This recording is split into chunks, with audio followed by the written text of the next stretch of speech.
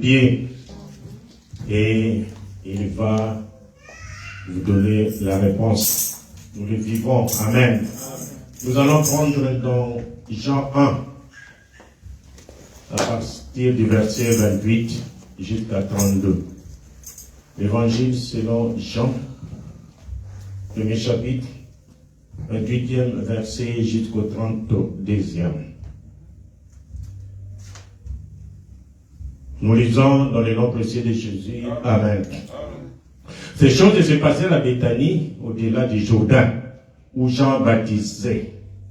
Le lendemain, il vit Jésus venant à lui, et il dit, voici l'agneau de Dieu qui ôte le péché du monde.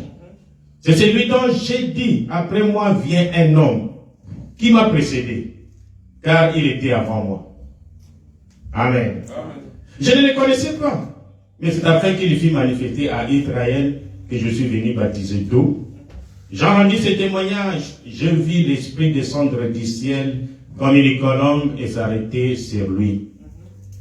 Amen. Le prophète Branham dit, je réponds, je désire relire ceci, ces derniers versets, verset 32. Et Jean rendit témoignage disant, je vis l'Esprit descendant du ciel comme une colombe et il demeura sur lui. Amen.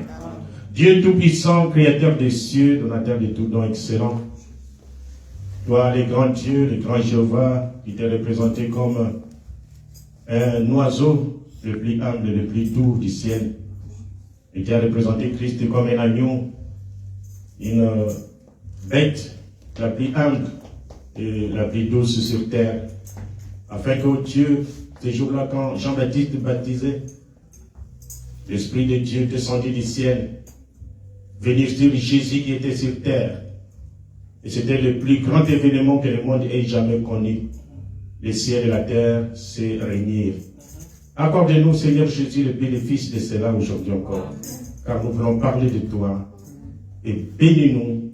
Baptise-nous du feu du Saint-Esprit, comme tu as baptisé Jésus. Car nous te le demandons au nom de Jésus-Christ. Amen. Amen. Asseyez-vous. La fois passée, nous avions parlé d'une église séduite par le monde. Aujourd'hui, nous voulons parler d'une église et sa condition. Amen. Nous sommes arrivés au temps de la fin, mes frères et sœurs. Et tout ce que la Bible a prédit, tout ce que les prophètes ont prophétisé, ça s'accomplit au milieu de nous.